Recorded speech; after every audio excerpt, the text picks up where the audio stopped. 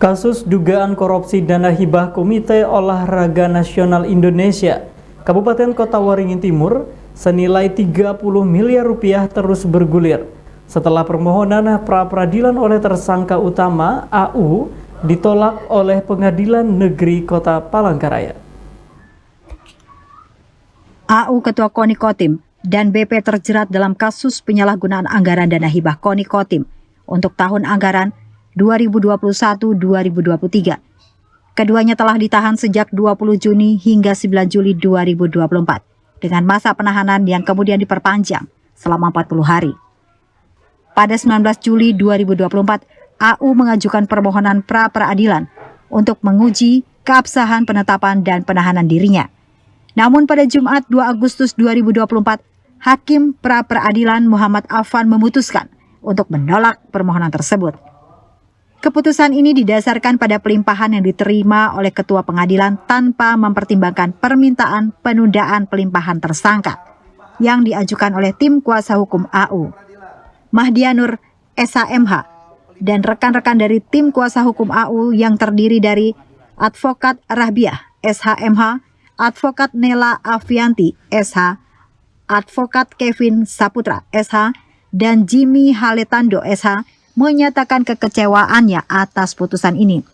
Mereka menegaskan bahwa permohonan pra-peradilan diajukan untuk memastikan bahwa proses penangkapan dan penahanan dilakukan sesuai dengan prosedur hukum yang berlaku. Di samping perkara perdata yang di Pengadilan Negeri Sampit berjalan, juga kita mendiskusikan bagaimana terkait tentang proses penyidikan ini. Nah, yang kami meminta kepada penyidik agar jangan ada tebang pilih di dalam proses penyidikan ini. Karena disebutkan di dalam media kerugian negara yang menurut mereka kerugian dana APBD sebesar 30 miliar. Proses semua itu, proses 30 miliar itu kembangkan, dan siapa saja yang akan tersangka nanti silakan, itu urusan penyidik.